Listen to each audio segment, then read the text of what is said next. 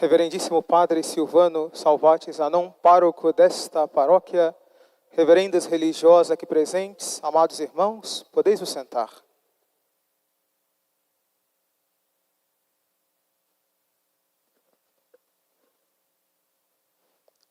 Jesus, sabendo que era chegada a sua hora de passar deste mundo para o Pai, tendo amado os seus que estavam no mundo, amou-os até o fim. No dia de hoje, amados irmãos, a Santa Igreja se alegra. Hoje é para nós um dia de imensa alegria. E, sobretudo, a razão da nossa alegria podemos encontrar nessas palavras do apóstolo São João. Disse ele, portanto, com muita clareza: amou-os até o fim. O que quer dizer isso? Como terá Jesus nos amado até o fim? Por meio dessas palavras, podemos entender que nosso Senhor não simplesmente nos amou com amor qualquer, com um simples amor de predileção, um amor de grande amizade. Não. Amou-nos até o fim. Portanto, o bom Jesus nos dedicou o seu amor até o extremo, até o maior dos limites. Por essa razão, diz então São João, que Jesus nos amou até o fim. Todavia, ao mesmo tempo que hoje é para nós um dia feliz, ao recordarmos esse grande amor de Jesus por nós, hoje nós já vemos também como que num contraste as maquinações contra Jesus, a perseguição que nosso Senhor sofreu, que lhe levou à prisão e até a cruz e a morte para morrer por amor de nós. Vemos então, de um modo muito admirável, dois planos da divina providência, duas ideias, dois projetos. Diz então o padre Sertiange, falando da traição contra Jesus e dos planos para matar a nosso Senhor. Enquanto na corte de Caifás e no Sinédrio, os homens debatem como Cristo pode ser morto, o próprio Cristo, e apenas a alguns metros de distância, inventa os meios pelos quais ele poderá viver para sempre na terra. No preciso momento em que parece ter sido apanhado na armadilha de Judas, Cristo é totalmente Senhor do seu destino. Portanto, por um lado, os judeus maquinam contra nosso Senhor. Os sumos sacerdotes, os fariseus, planejam então prender a Jesus e matar a nosso Senhor. Temos aqui então o primeiro plano. E enquanto os fariseus querem se livrar da presença de Jesus, o próprio Jesus decidiu, por um desígnio eterno da sua providência, que ele faria daquela tentativa de apagar do mundo a sua presença, o meio pelo qual ele ficaria para sempre presente entre nós e na sua igreja. Mais uma vez aqui podemos ver, já na Quinta-feira Santa, os dois corações que circundam a vida de Jesus. Por um lado, encontramos um coração, por assim dizer, cheio de ódio e de raiva contra Jesus.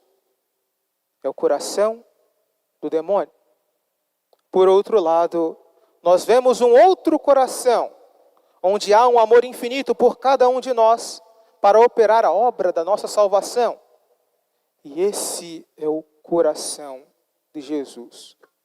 Portanto, nesta noite, em que vemos que nosso Senhor foi traído e preso, vemos que não é simplesmente o plano dos homens que está se realizando, mas é a divina providência, é o coração de Jesus, que tudo dispõe para operar a obra da nossa redenção.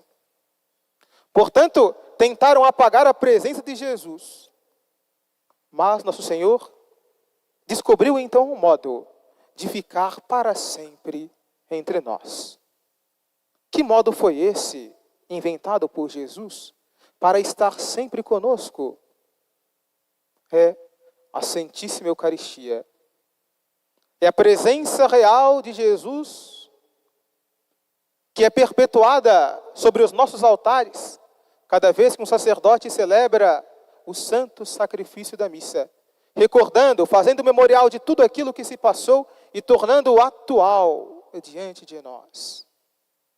Portanto, quis Jesus permanecer conosco por todo o sempre. Mas é importante que nós busquemos então no dia de hoje lembrar também o nosso catecismo. Jesus quer estar conosco por meio da presença real, na hóstia consagrada, na Santa Eucaristia.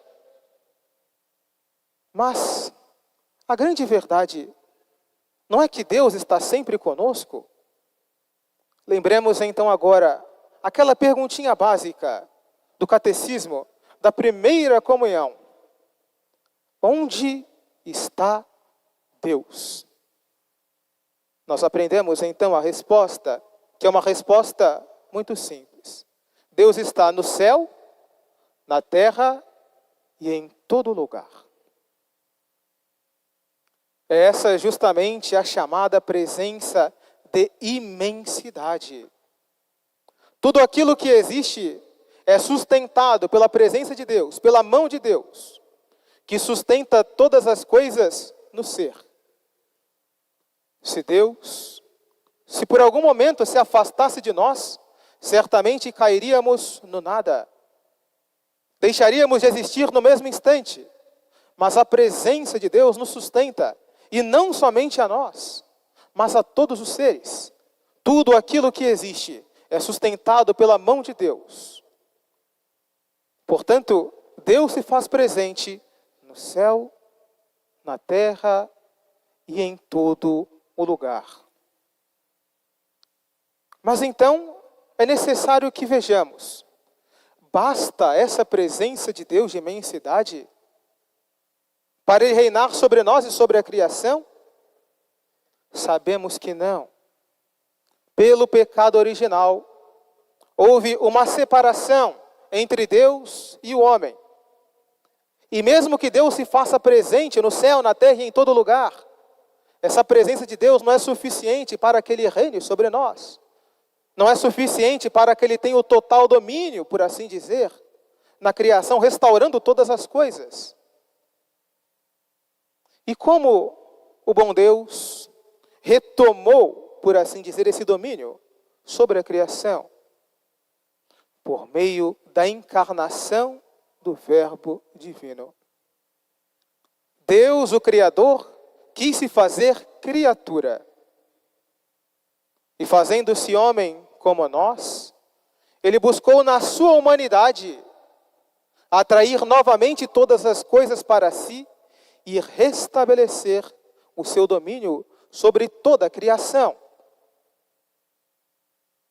Eis, portanto, a razão da encarnação do Verbo, operar a redenção, a nossa salvação, restabelecendo então o domínio sobre tudo aquilo que foi por Ele criado.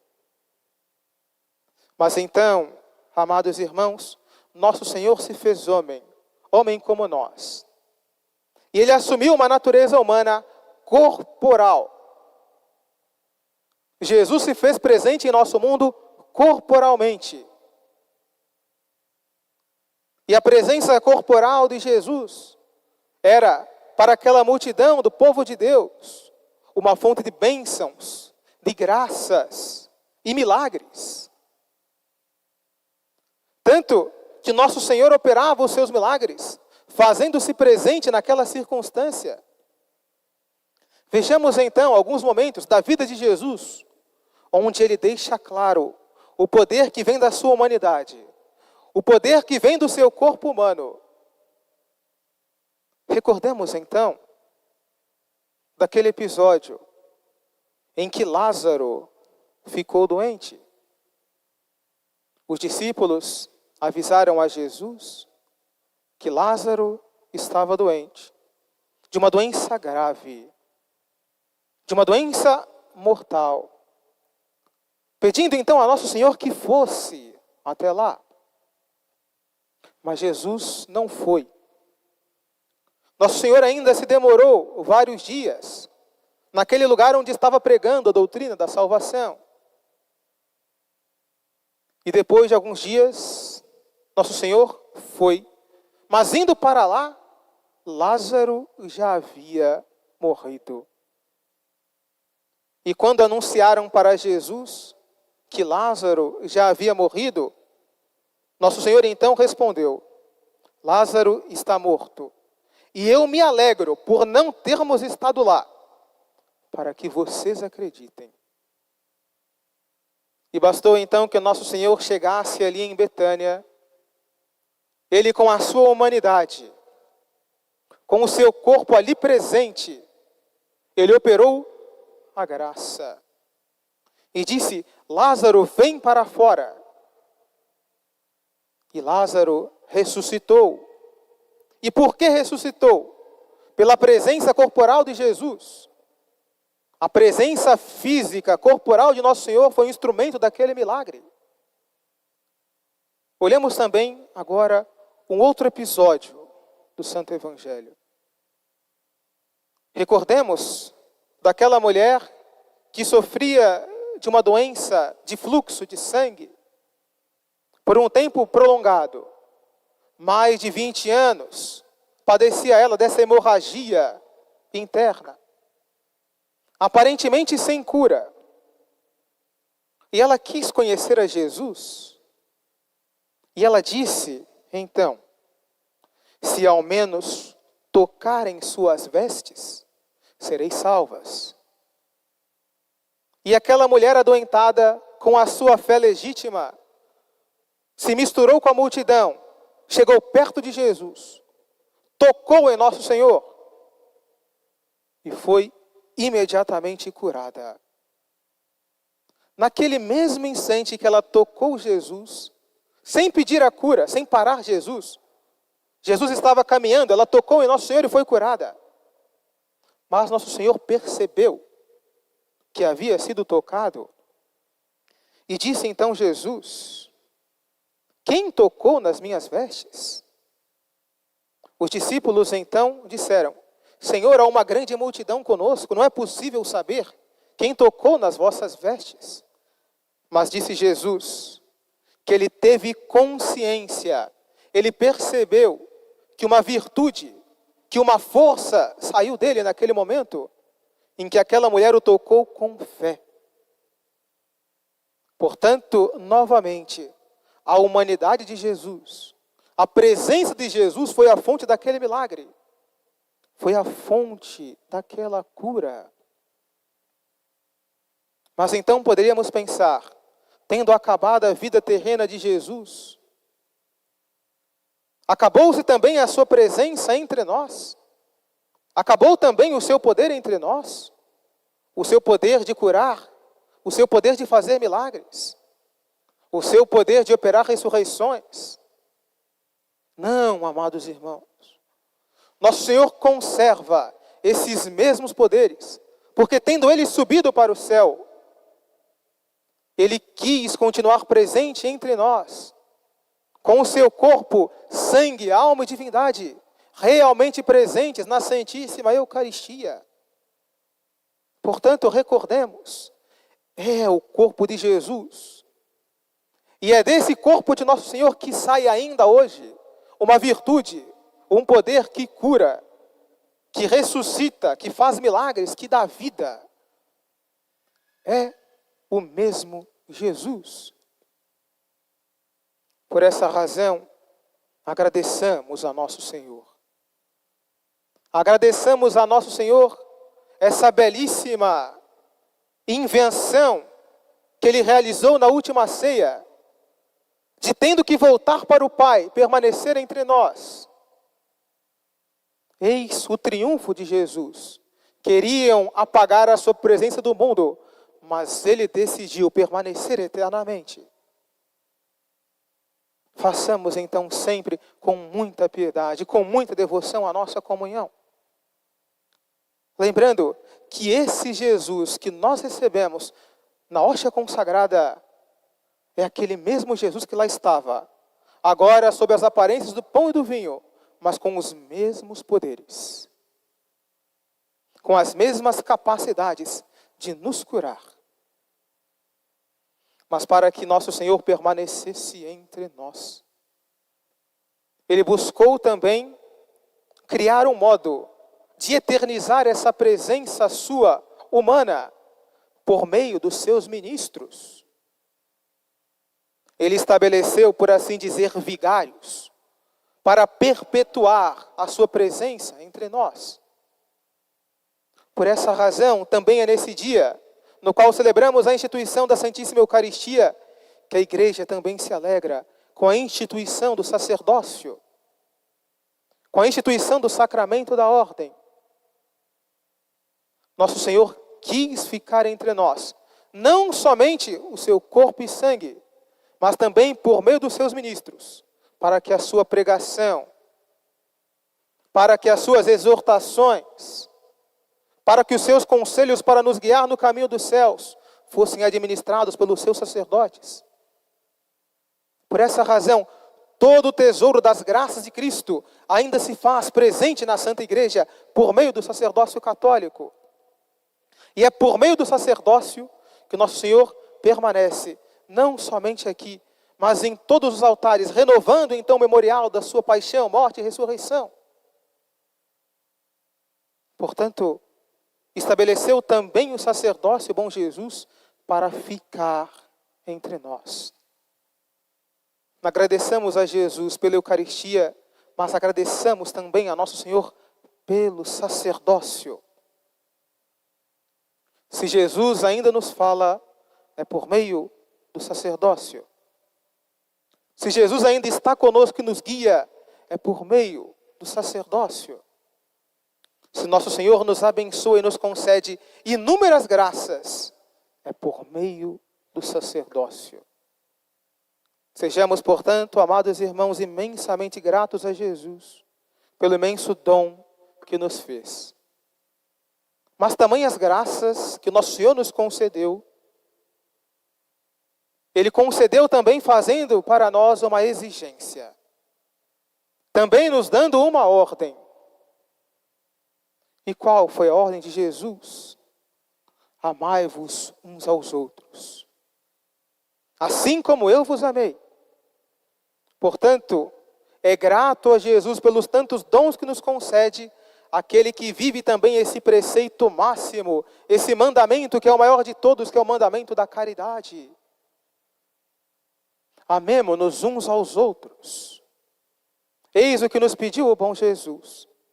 Se certamente, amados irmãos, comungarmos piedosamente e recebermos de Deus as graças que nos vêm pelo sacerdócio e amarmos uns aos outros, podemos ficar tranquilos que estaremos certamente no caminho do céu. Agradecemos então ao nosso amado Jesus as tantas graças que nos concedeu neste dia.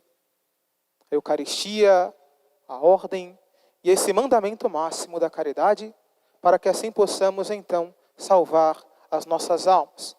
Peçamos também ao nosso Redentor a graça de participar com muita fé e devoção das cerimônias deste tríduo sagrado, pois é justamente pela contemplação da paixão de Jesus que poderemos um dia chegar à glória da ressurreição. Louvado seja nosso Senhor Jesus Cristo. Graças e louvores se deem a todo momento